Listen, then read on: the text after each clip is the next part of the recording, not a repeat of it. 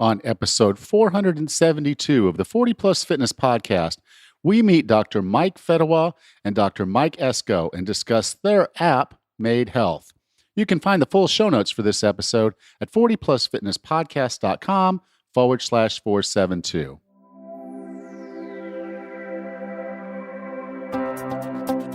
Have you decided you're ready to make a change? To reclaim your health and fitness? The 40 Plus Fitness Podcast is here for you. I'm your host, Alan Meisner. I'm an NSAM certified personal trainer with a specialization in corrective exercise and fitness nutrition. Let me be your coach as you find your way on your health and fitness journey. All right, let's go. I still have a few slots open for my 12-week weight loss program. If you're over 40, have 15 or more pounds to lose, and you're tired of yo-yo dieting, and you know you need guidance, support, and accountability, this program is for you. The results for the people that are in the program so far have been amazing. I'm really, really proud of what they've accomplished, and I know it can do the same for you.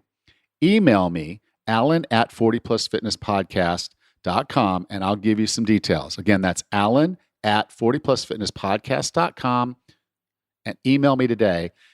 There's only a couple slots left. I want you in this program. It's going to do some great things for you. Join me today. Raz, how are you doing this week? Good, Alan. How are you today?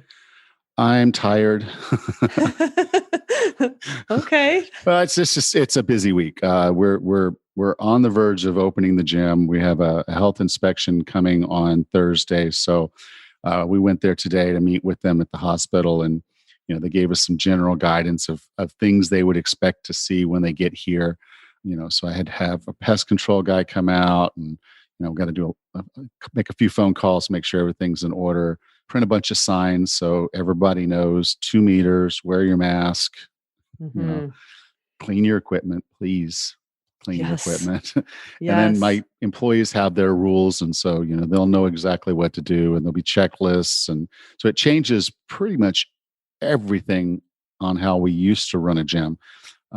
So we've got to kind of rewrite and redo the entire way everything works. So I've been on that since first thing this morning, and then it's all kind of problematic from perspective of over this weekend. I lost my phone. Oh boy. We were out having dinner with some friends, and on the way back, and I knew I was wearing swim trunks. And so I knew, that pocket was a little loose. And so if you think you can drop your phone and you're riding in a golf cart in the jungle, you will. Oh, no. And then other cars and trucks will run over it. And then we'll get a heavy rain because it's Panama. Right. And so you get the phone back 2 days later and it's toast. What a pain. And there's no way to really buy an iPhone here on the island. And I'm kind of Apple centric, with my skill sets these days. And I really don't want to learn anything new as far as equipment. So I'll have to wait a few days before someone can bring me an iPhone from the city. Wow. My goodness. That's such a hassle. Yeah. So, things I could have just done, got on, we use WhatsApp down here. So it got on WhatsApp and took care of like 5 or 6 different things. I'm like, okay, now I've got to get on my wife's phone and try to make this phone call, and then try to use her WhatsApp and message someone. So it's been an interesting week, but we're hopeful Thursday will get here. We'll have an opportunity to get that inspection. I intend to pass the inspection. I really only have one thing that's outside my control. And I'm hopeful that I can get the people that are responsible for that to play nice for at least a day. Oh, goodness. And then we'll see what'll happen. Good. My fingers are crossed for you. And I'm sure all your clients are anxious to get back to the gym. So Tammy and I get asked, and my employees get asked every single day, when are you open? When are you opening? When are you opening? I'm like, February 1st is my go live day. That's the date I have in my heart that I want to reopen this, because we closed March 14th of last year. So I don't quite want to go the whole year, but yeah. Well, fingers crossed, everything goes smoothly. Yeah. Well, we're close. We're really, really close. Oh, good. How are things up there? Snowy, snowy and Oh, cold, is but this that part of the song? The weather outside is frightful. yes. Yes, it is. Yeah, but it is pretty. I figure if it's going to be cold, it might as well be snow and make it look all pretty. So, yeah, it's good. Still getting my runs in on the treadmill when it's icy and sketchy, but outside on the trails when I can. So it's still good. Well, good, good. Yeah. All right. So we're going to have an interesting conversation. I'll admit straight up, yeah, we talking about iPhones and losing iPhones and realizing actually how much I use them because I didn't actually think I used them that much because Huh. Facebook will. I mean, the iPhone will send you a message each week to tell you your usage, and my daily usage on my phone is typically less than an hour. I do most of the things I need to do for my work and everything else on a computer. I do very little on a phone, but that 1 hour is important stuff. Yeah, for sure. And so I'll admit I love getting a new gadget, a new iPhone app, and I'll play with it for a little period of time, and then I kind of get bored with stuff like that. But Hmm. this one is one that I could see myself using for myself. I could see myself using it with my clients because it's going to give us data that is a better health marker of data than we would get by stepping on the scale. So Hmm. I am a fan of data, and this phone will help collect that data. So I think you're going to like this conversation. All right. Our guests today are faculty at the University of Alabama, where they study body fat and performance. Today, we're going to talk about their new app, Made Health. With no further ado, here's Dr. Mike Fedewa and Dr. Mike Esco. Dr. Fedewa, Dr. Esco, welcome to 40 Plus Fitness. Thank you for having us. We're excited to be here. Appreciate the opportunity. Yeah. Now you reached out to me and you have an app, and I'm a big fan of tools that give us information, tools that help us be successful. There's a lot of fitness apps out there. There's a lot of health apps out there, and some of them are really, really good, and some of them are not so good. But I looked around at your app and did a lot of deep diving into how the app worked, what you guys are doing, some of the research that you've done. And I really like the Made Health and Fitness app and what it's able to do for people that are looking to lose body fat and get healthy. Thanks. I mean, we like it too. We've been in the tech world, I guess, for about a year and a half through development and beta testing, and now our launch in October. So it's been a wild ride, and I think we're a little bit different than some of the other app companies. We really want to deliver, a tool that has research grade accuracy, and I think that puts us in a unique position where we're very concerned that the numbers that are coming from the app and from our system are as accurate or comparable to what you would get in a clinic or in a lab. So that's where we want to be. So that means a lot to us. Thank you. Now, most of the time I'm sitting there and a client will either come into my gym here in Bocas or they'll contact me online. And the thing that will come up will be, I want to lose weight. And I'm like, okay, how much weight do you think you want to lose and why do you want to lose it? And we start getting into those types of things.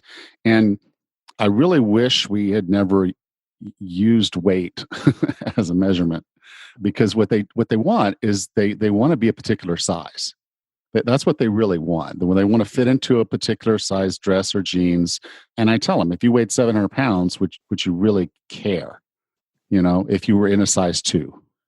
And they say no. And I saw this meme the other day that said, if you were 200 pounds on Earth and you went to Mars, you'd weigh 76 pounds. So you don't have a weight problem. You got a planet problem. There it is right there. We got to move. Now, there's a very particular reason why human beings have body fat. Can we kind of go through some of the things that actually are good about body fat? Yeah, absolutely. I mean, if you want to go all the way back to caveman, to prehistoric days, I mean, body fat has a very essential function. It's a storage site for extra calories, and so that was good.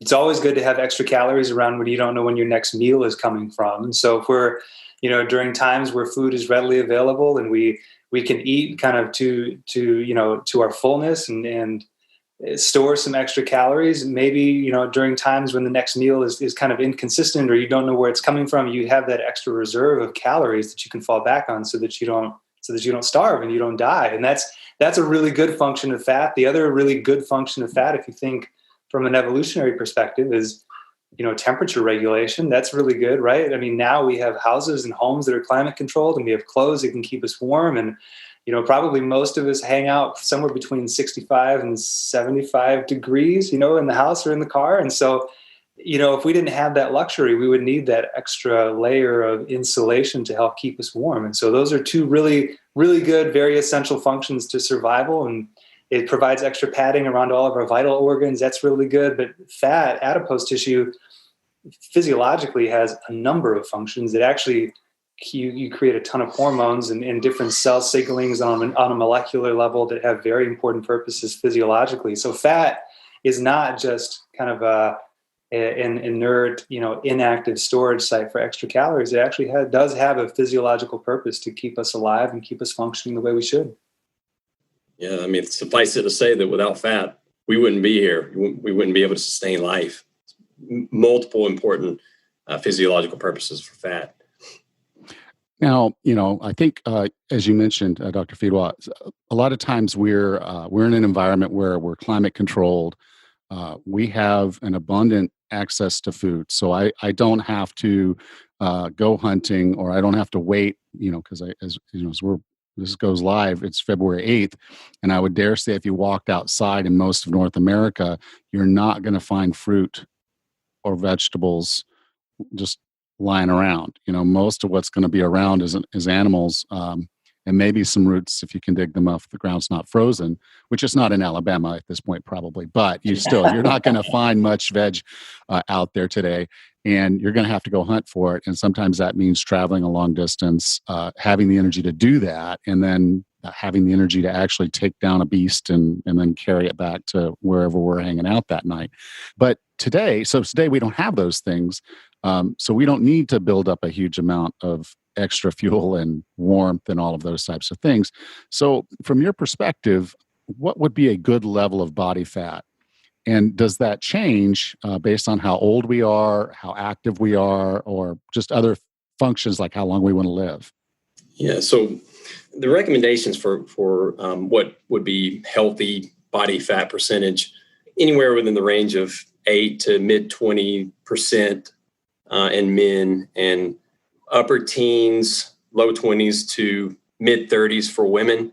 But really and truly, what really good body fat or healthy body fat or appropriate body fat percentage would be is dependent upon the individual, right? So we work with a lot of athletes, and obviously when we think of athletes are typically lean and have a low percent body fat. But even in the realm of athletics, the range of body fat should be to support optimal performance, because this drive for thinness that we've created in our society is really not the best approach, because if too little body fat percentage can have numerous negative consequences as too much body fat percentage. So there is a range, and that range would really depend on where a person is, what their lifestyle is, how old they are.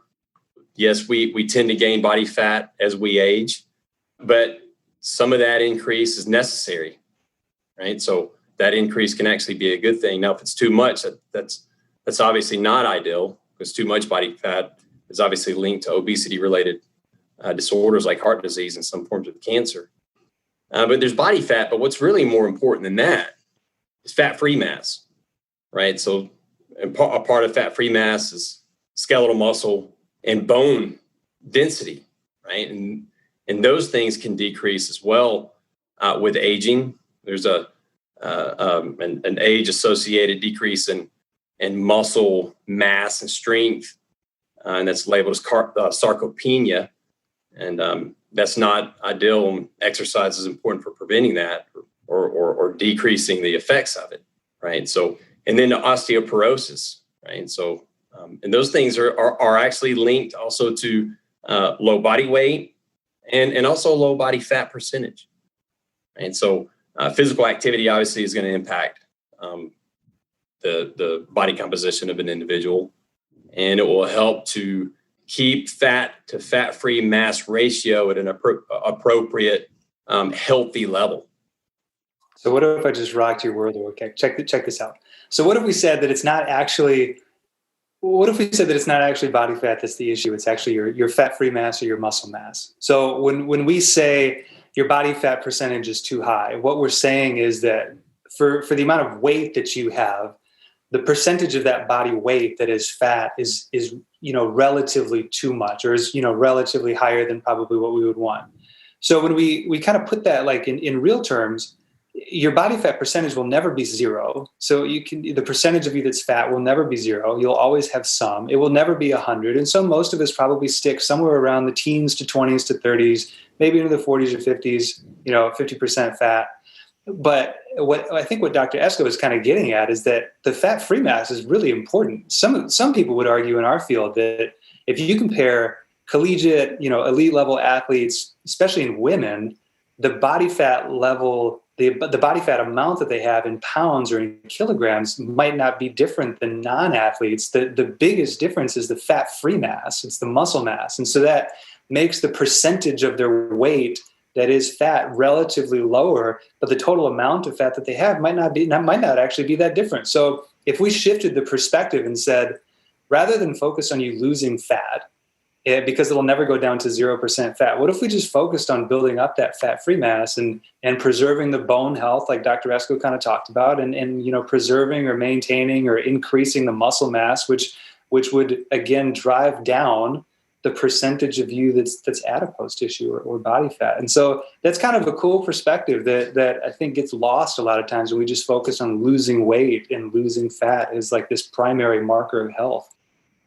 To add to that too, another important point is performance, right? How body composition relates to performance. Let me give you an example. The largest individual that I've ever evaluated body composition on weighed 650 pounds.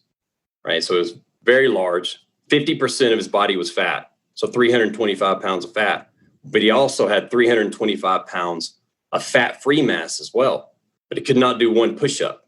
Right. So there's that muscle quality aspect. It's very important. But on the other hand, the leanest individual, way less than 10%, but barely over 100 pounds.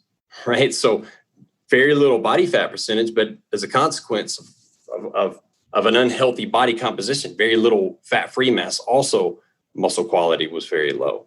Yeah, so you answered one question that I think comes up so many times when I'm on the Facebook forums or someone says, should I try to lose the weight first and then start exercising to gain muscle? And my answer is, well, if you're over 35, no, absolutely not, because you're missing an opportunity, and every year that you don't do something, sarcopenia's biting you in the butt. So start lifting straight away, and that again kind of takes them into that. Well, what if I gain weight? Which you may, if you're lifting weights and you're somewhat restricting what you're eating to a point where your body is trying to shed body fat.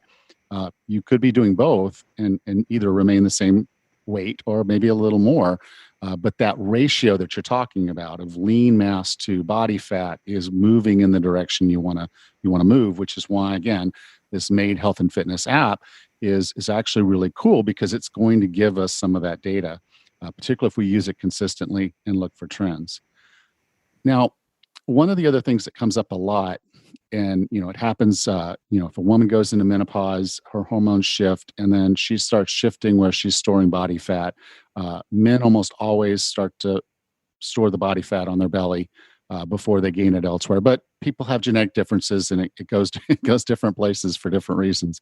Why is it important where we store our fat and what that means for our health or performance?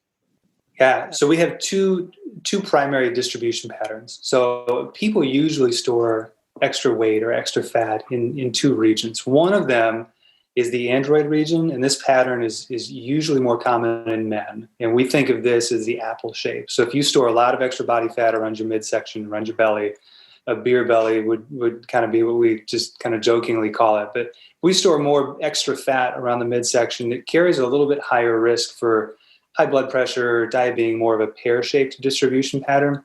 if we store relatively more body fat kind of in that area, it doesn't carry the same, some people would argue, it doesn't carry the same increased risk that fat stored around our midsection does. So that's actually one of the cool things about the app, is that because we're marking regionally where people store more adipose tissue or more body fat, we can tell when somebody is storing more of that fat around the midsection, which could potentially put them at a higher risk of certain diseases. And we can tell if somebody's storing more of that body fat kind of around their lower body, their legs, hips, and thighs. And to your point that you kind of just mentioned about losing weight or losing fat and whether I should exercise, to lose the weight first or add the muscle, we jokingly said the other day that we would almost hope people start exercising as part of their New Year's resolution and not see any weight change. Like exercise, lift the weights. And I hope honestly that you don't lose any weight, because that would tell us, we're possibly adding more muscle, which you could track, and we're possibly losing relatively more fat. But independent of any weight or composition changes, eating a healthy diet and exercising and being physically active carries so many health benefits, outside of those composition changes. Now, being that I'm 5'11", and then my little brother, one of my brothers, is 5'4", it's not a cool thing when the two of us weigh the same. And so, the term there is not so much just the weight, it's the BMI. So the BMI is a term that's basically meant to adjust for the height of the individual.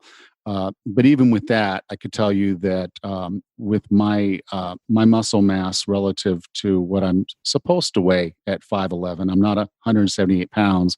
I'm closer to about 205.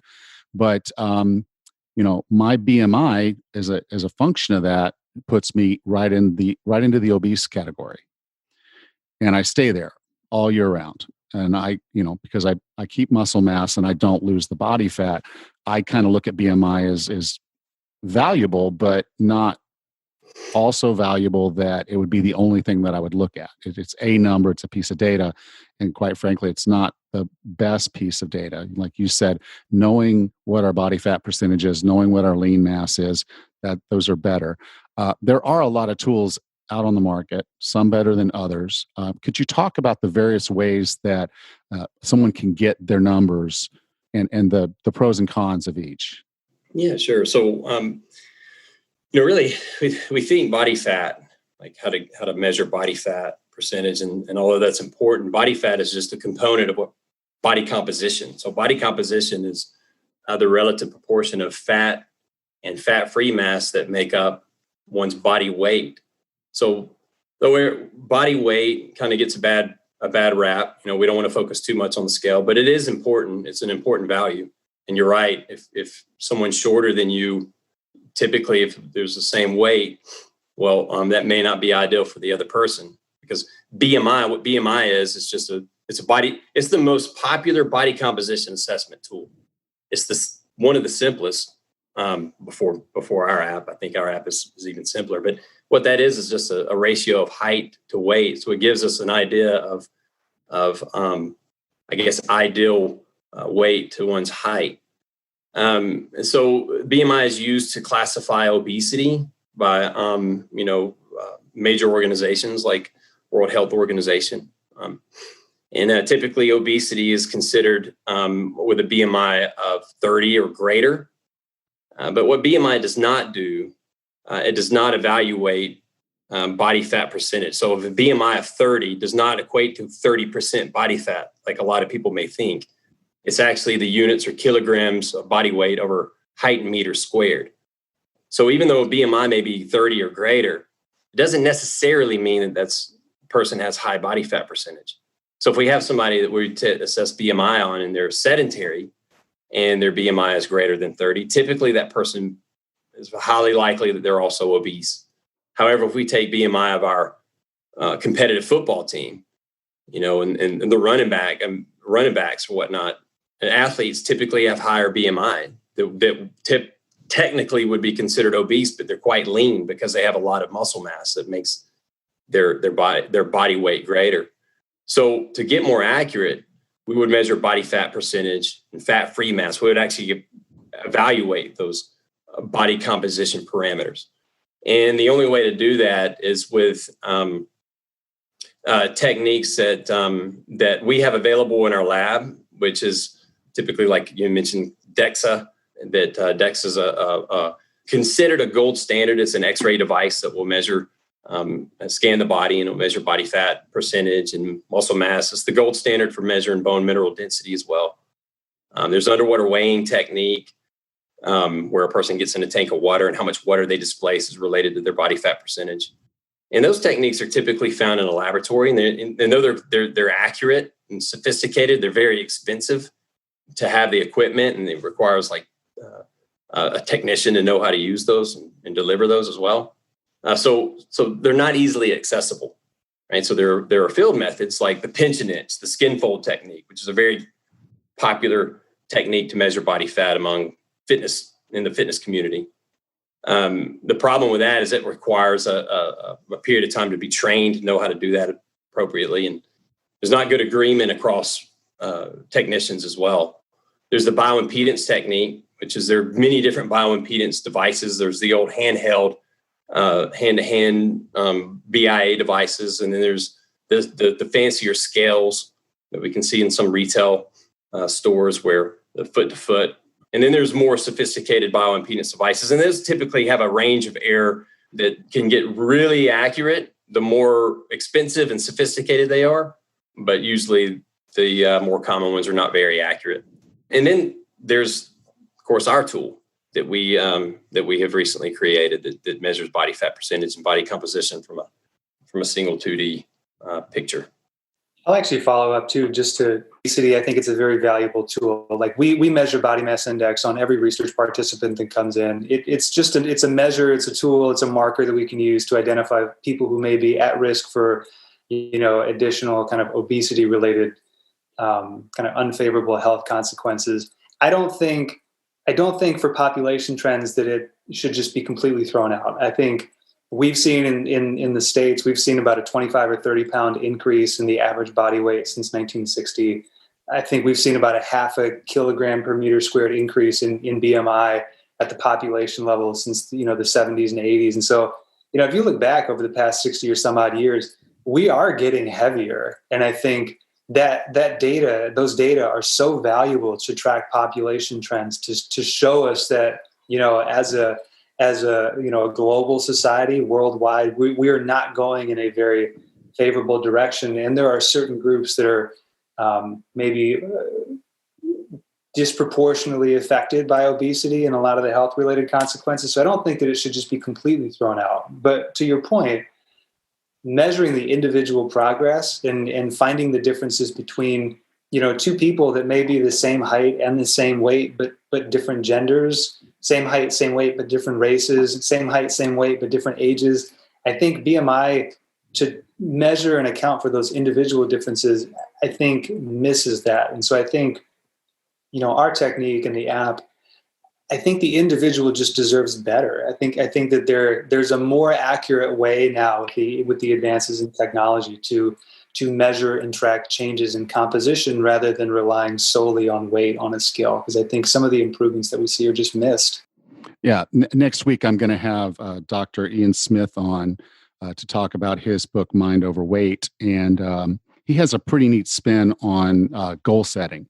And one of the things that he talks about with goal setting is to focus on more than one goal. You may want weight to be one of your goals. You may want to be able to fit in a certain pair of jeans or a certain dress, and that's all good.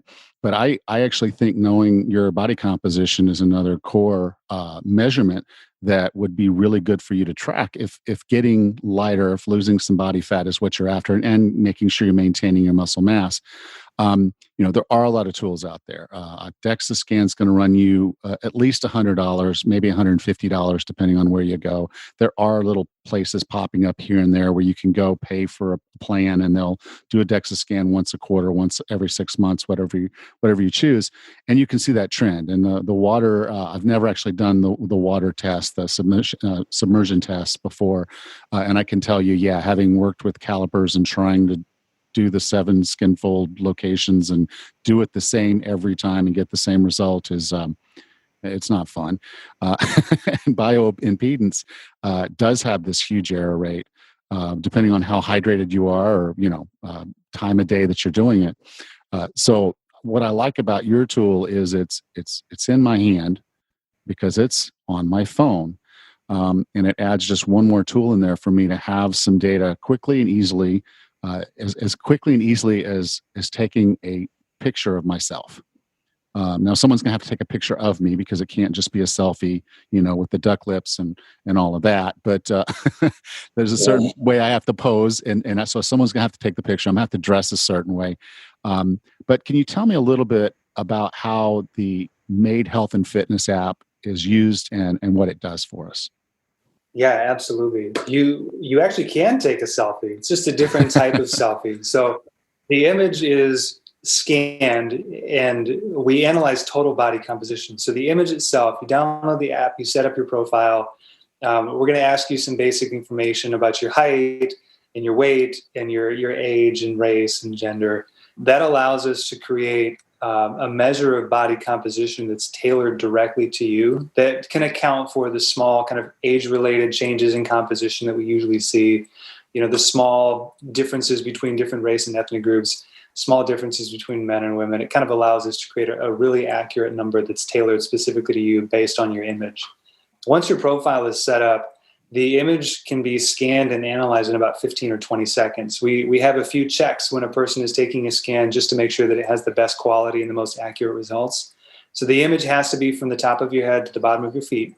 If part of you is missing or cut off, as the image is being scanned for the landmarks that we need, some of them could potentially be missing, and so the numbers we'll get will be a little bit inaccurate.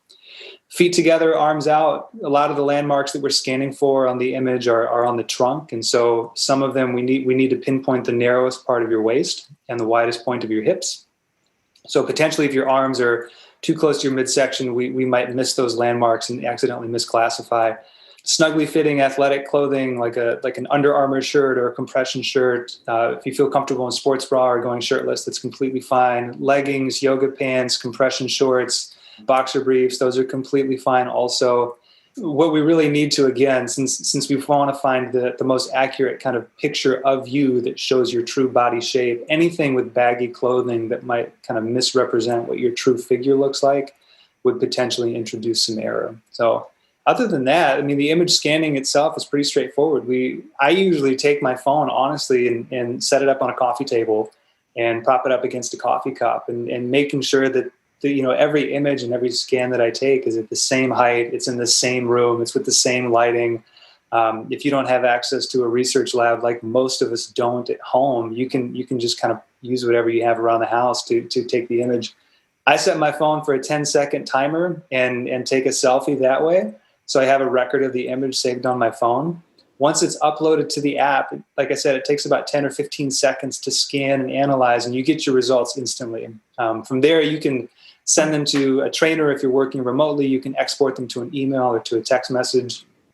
The image goes completely away, so it's not stored in the app. We don't keep the images in a database. We wanted to do that for privacy and confidentiality reasons, so you don't need to worry about any images of you in your underwear getting out on the internet. They go completely away. The only place that they would ever exist would be on your own personal phone if you saved it to your camera roll or to your device. The only thing that we see in the database are your numbers. And so we use that, again, one of the reasons why we ask your age and your gender and your race. We want the app to be used to create the biggest database of normative values that has ever been created. And so we want, if we have somebody who's 45 and female and Hispanic, we want to have the most accurate normed data to show them, to say, here, this is what you should be, or this is what somebody your age, this is kind of where most of the people in the population are. This is kind of healthier. This is kind of not so healthy. This is where most people who look and act and behave just like you, that have all the same characteristics. And I think all of those data, because of we're not limited to the issues with transportation or cost or scheduling and access to the different techniques. I think that we definitely are positioned to do that. And I think we can make a big difference on shaping and reshaping some of our norms and expectations of what healthy actually is. And then I'll actually let Esco jump in a little bit more and talk about kind of the functions of the app and how it works. Yeah, so like Dr. Fedewa said, it's the simplest device on the market now for measuring body composition. All this requires just a picture of a person standing, which is easy to do. We don't have to worry about being trained to do the skin fold or trained to use a DEXA or anything else. And a person can do it right in the privacy of their own home. And there's a lot of barriers associated with going into a fitness center or related facility and having your body composition measured and having to let a fit professional in on how much you weigh and all very personal numbers. Well, there's no need to even worry about any of that. A person can do it right themselves and again in their home. But it's also very accurate. Dr. Fedewa and I, this is our area. We've been doing research in body composition for years.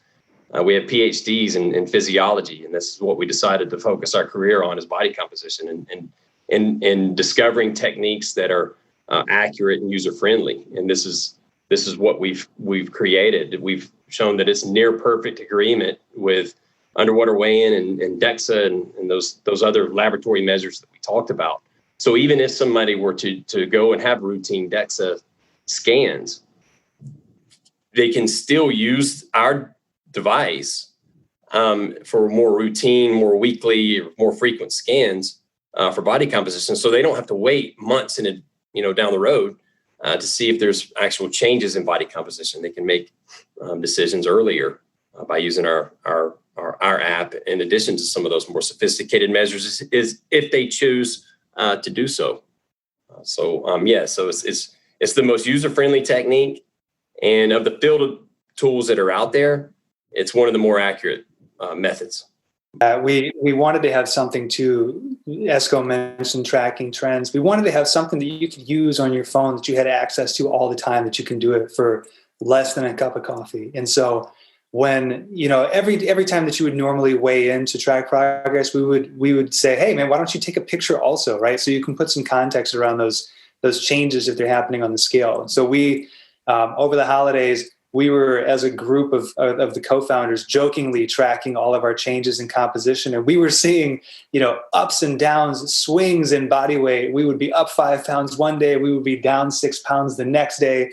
And most of that is just due to water weight. It's just due to fluid retention. Alcohol, really salty foods, different types of foods will cause you to hold more water weight or less water weight. Menstrual cycle for female users, we have changes in body weight. Most of that is fluid. And so the cool thing about the app is that with, a single picture, if you weigh yourself and you say, oh my gosh, I'm 6 pounds heavier than I was yesterday, what the heck is going on? You can take a picture and do a scan and see that about 95% of that is fluid. It's fat-free mass. And so that puts context around the changes in the scale that you're seeing. You can go, oh man, I gained 6 pounds, but that's okay because most of it is fluid. And, we can account for some of those ups and downs from day to day when we're looking at the big trends over time, where if you're just relying on 2 measurements with a DEXA every 6 months, those small changes and those small improvements a lot of times are overlooked. You could be up or down on a given day and scan with the DEXA and maybe not show any progress, but we can show those really small changes over time to get a better idea of kind of what's working maybe and maybe what's not if you're working with a trainer. Information is powerful, data is powerful, especially if you act on it. It is. Yeah, especially from a distance too. So for a professional like yourself, Alan, working with clients that live in different parts of the world, well, this device is useful for tracking changes in the, clients that you're working with. And so we wanted it to be for individual use, but also for professionals like yourself and practitioners, as well as in the lab and research. Yeah, we wanted it to be, we never wanted to replace the trainer. We don't want to replace the practitioner with the app. So we were very specific with the way that it was designed. So we don't give any dietary recommendations in the app. We don't provide any exercise programming or prescriptions within the app. We want this to be a tool, like you mentioned, and like you'll talk about next week on the program, is that the more data you have, the more accurately you can track progress. And sometimes from week to week, you may not see any progress if you're just focusing on one specific metric. So what can we look at? If we're not seeing weight loss, did we see changes in fat-free mass, or did we see changes in fat mass? Did we see changes in android or gynoid fat? Did we see an improvement there if our total body fat percentage didn't change? Did we hit our water goal? Did we hit our steps goal? Did we hit our sleep goal? I mean, you guys as the practitioners and the experts who are kind of out there doing this in the field, the more information that you can, get your hands on to coach and train and kind of guide your clients through their fitness journey, I think the better. And so we just want to be one of the assessment tools for you to kind of track your progress in your users and in your clients. And so I think we want to let the coaching be done by the coaches. We want to let the training be done by the trainers, and we just want to be there to kind of help. So Dr. Esco, I define wellness as being the healthiest, fittest, and happiest you can be. What are 3 strategies or tactics to get and stay well? Well, one is to be intentional of living a healthy lifestyle, right? Eating an appropriate diet, staying active and exercising, working towards staying positive. Well, all those things require work. They're not just given to somebody, right? So it takes work to establish those habits, and the person has to be intentional in making that habit happen. And you mentioned making goals. So the second point is to make goals. It's very important to have something to strive for, but not being so focused on one specific goal related to like body composition. Very important to have an appropriate goal for what's healthy in terms of fat-free mass and healthy body weight. But more important than that is overall performance. Having other fitness-related goals. Running a 5K or having some sort of other fitness-related feat. Those things are very important. So we have something that we can strive for, right? And then the third thing I think is the most important of all is to be patient. With especially in the world of body composition, where the scale is so easily accessible, and our app is very accessible. We're tempted to make frequent assessments, right? And we want to see changes immediately, which just doesn't really work that way. We have to be patient. If we're doing the right things, we're eating appropriately, we're being physically active, the goals will be achieved, but it's going to take some time. Thank you. Dr. Fedewa, I'll ask you the same question. I define wellness as being the healthiest, fittest, and happiest you can be. What are 3 strategies or tactics to get and stay well? Yeah, I think those, the more advice that you can get, and the better. I think probably the most important one that Esco didn't mention, I guess as the team, I'd put this at number 4, is to remember that you probably will fail and you will see setbacks, and it's okay to have those, especially, if you are focusing on starting a new exercise program or, changing the way that you're eating or focusing on losing weight. There will be, huge improvements, and there will also be some pretty big setbacks. And so to remember that it's a long journey. If you're focusing on, losing fat, it didn't all happen and come on overnight. So it won't disappear overnight either. So there will be ups and downs and twists and turns, and to just be patient. So remember that it's okay to have setbacks, and you just get up the next day and start all over and knock it out. I think the second most important thing that I used on my own journey was to think like a healthy person and act like a healthy person. And so, I don't think starvation or completely cutting out food groups is healthy. I don't think exercising, 7 hours a day is necessarily healthy. But if you start asking yourself, is it okay to eat a cookie? Yes, it's okay to eat a cookie. A healthy person would eat a cookie. A cookie is fine. It's probably not okay to eat an entire box of cookies. Cool, right? Is it okay to have a beer or a glass of wine every now and then? Yeah, absolutely. Is it okay to have 10? No, probably not. A healthy person may not do that. And so I think that allows you a little bit of flexibility and a little bit of wiggle room, because healthy people are not perfect people. They just tend to make healthier decisions more often than not. And so I think that flexibility helps. And I think tracking, is one of the most important things that you can do. And we've seen with some of our research participants, just the act of tracking the number of steps per day that you take is enough to increase your physical activity level by about 10%, just because you're monitoring it and you're constantly aware of it. Same thing with calories or sugar, or water intake. It's about a 10% change. Just if you're watching it and you're thinking about it and you're tracking it, it's enough to restrict energy intake or calorie intake or increase your water intake. And it's about a 10% swing. So if you're not tracking, you can't see change. So get a baseline, measure, monitor, and then kind of see what happens over time. And the more data that you collect, the better you can gauge your progress and figure out what's working for you. Thank you. Now, if someone wanted to learn more about the MAID Health and Fitness app or the things you guys are doing over there at the University of Alabama, where would you like for me to send them? Yeah, our website for the app is mymaidapp.com. So mymaidapp.com. And then to find us in the Google Play and Apple app stores, search the phrase MAID Health and Fitness.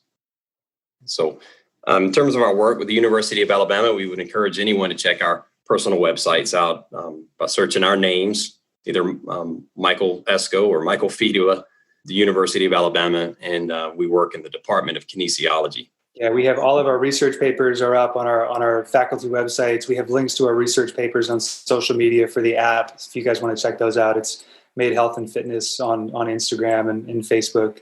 We're on Twitter too. So, as more research comes out of the lab, as we have, conference abstracts and presentations and new research papers are published and presented, we'll post those. We also have links to all their research within the app. There's a button that says "See the science behind the app." We want the users to be completely confident that the numbers that they're getting are research grade. And so we want to get the research data out there. We want to get the accuracy out there. So people can be confident with how they're tracking and what they're measuring. You can go to 40plusfitnesspodcast.com/472, and I'll be sure to have those links there. So Dr. Esco, Dr. Fedewa, thank you so much for being a part of 40 Plus Fitness. Thank you very much. Thanks for having us. I can't wait to come back. Absolutely. Welcome back, Raz. Hey, hold on one second while I download this app real quick. Yeah, the app's called MAID Health App. And, there's a lot of benefits to this thing. I am a big fan of data. And I'm not a huge fan of apps, as I mentioned earlier. But data is a big thing. And the thing that they've come up with, they've got 2 studies that I read, and both of them showed improvements in performance when people lose body fat. Now, they're talking about athletes in college. Mm-hmm. Female athletes in particular, but still, the women lost some body fat and they performed better. They had more power and they had more stamina. So if you're a runner or someone who wants to play better tennis, this is something. If you lose a little bit of body fat, even if you don't have much to lose, there can be some performance improvement. And then, of course, for the vast majority of us that do want to just get rid of some body fat, this is a good way to track that you're being successful, and it's a lot cheaper than almost all of the other alternatives out there because it's free. Fantastic. That's awesome. Yeah, absolutely. And there's other metrics. I mean, it sounds like they capture a lot of data in their app. They do. I mean, what they're doing basically is you're supposed to stand and allow them to take a full frontal picture. Uh-huh. They call it the anatomically correct, although they don't have their thumbs pointing in the right direction, but that doesn't matter. I'm just the personal trainer, and they just used a term, and I'm like, that's not, well, okay, but whatever. Okay. They just basically want your arms slightly away from your body, so it's not messing with with the measurements. And then they're just looking at those measurements as far as how wide we are going from top to bottom. And then the other data that they have is your height and your age and your ethnicity. And that gives them an opportunity then to put that all into an algorithm and calculate a number. And based on the data that they show, they're really close to the water submersion test. So, the Bod Pod uses air. There's a water dunking version that basically looks at your body mass and determines how much water you offset. And both of those are reasonably good, particularly if you're looking at trends. The lesser good ones are the caliper tests, which, if you go into a personal trainer, a lot of them will do that to try to give you some body fat. But those are subject to human error, subject to human error. And they're hard. They're hard to do without a ton of practice. And then there's the bioimpedance, like the scales or the handhelds, and they tend to flaw, significantly. Like if you're dehydrated or the next day you are hydrated, that can swing things crazy. And if you're heavier than they think you should be, again, they err on the side of saying it's body fat, because most of the people that are using them are trying to get rid of body fat. So, all these things are good if you're looking at general trends. They get better. The gold standard is the DEXA scan, Mm-hmm. because the DEXA scan is going to measure bone density. It's going to measure water. It's going to measure muscle mass. It's going to measure fat. It doesn't back into a calculation, so it's not a calculation. It's literally, it's basically calculus. They're cutting little swipes through you and looking at the density in various parts of your body to give you an idea. And Neat. while a DEXA scan can tell you exactly how much body fat you have in each part of your body, this is just going to give you a general idea of where you carry most of your body fat. That's helpful. That's very helpful Yeah. information. It is. It's good for trends. Now, I'm not a fan of weight, but I know that everybody's going to be stepping on the scale because it's a cost-effective way to know that at least if you're losing body fat, you're probably losing weight. So it gives you an indication that what you're doing is working. Mm-hmm. But it also measures other things like water, muscle, bone, brain, things like that you kind of need. And you don't want to just get rid of because, the brain weighs kilogram and a half. You just don't want to get rid of that just to weigh less. Yes. There's my 5 pounds. But, so this app measures, but I actually did a little guide. It's been years ago, but I'll re-release it. If you go to the show notes, I'll have a link, and it's called the 7 Health and Fitness Measures That Matter. And basically there's just other things that if you're really concerned in doing this for your health, you should also be paying attention to this data. Okay. And I don't think I actually put body fat on that guide. And the only reason I probably didn't put body fat on there is because there is a cost, a kind of a bigger cost to go down to get a DEXA scan, or maybe go to a university where they would have one of those submersion tanks, or a bod pod which uses air. So there are these other ways that you can do it. This is going to be a cheap and easy way for you to measure an approximation of your body fat and where you're carrying it. And then these other health and fitness measures that I'll put in this guide are just kind of other things for you to consider as you're monitoring your health and fitness. Because one of the things that I found is, maybe you have a week where your body weight didn't go down, but your A1C did, or your blood sugar, your resting blood sugar in the morning. You wake up and it's finally below 100. That kind of thing. That matters a lot more than a pound less on the scale. And so absolutely, these are the kind of things that I think you really should be focused on as you're going through this. And yes, you're going to also do weight because it's just easy. But if you want that guide, just go to the show notes, 40plusfitnesspodcast.com/472. And I'll be sure to have that link there. The Made Health app is free.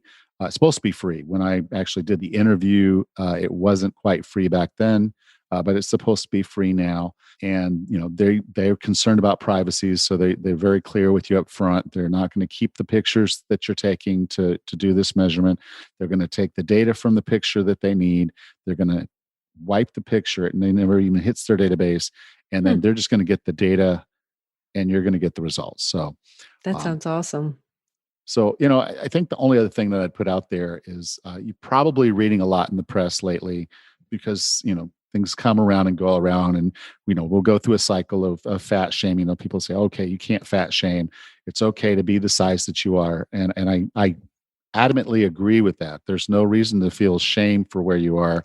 Yes. You can't recover if you don't forgive yourself. So everything that's good in your life, if you're going to move away from something bad, you have to forgive yourself for being in that situation so you can look hopeful into the future. And so I agree fat shaming is a problem, but the articles that are coming out now are scientific based, and they're clear. If you're carrying extra body fat, it's not healthy.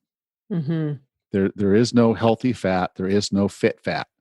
If you're carrying extra body weight, it's not good for your health. And in a lot of cases, it's also not good for you in general because it's wearing on your joints.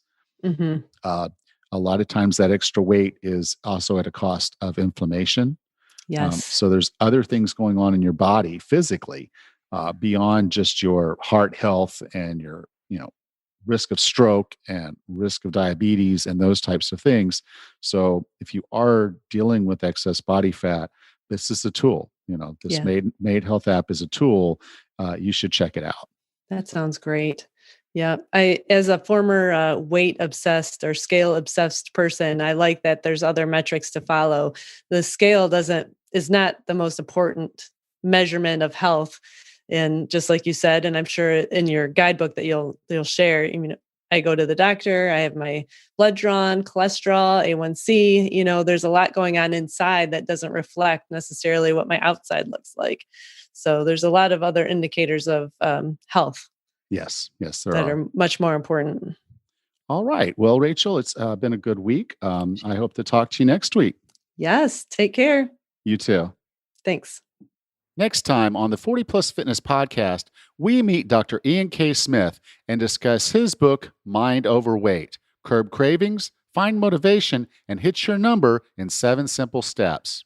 Until then, have a happy and healthy week.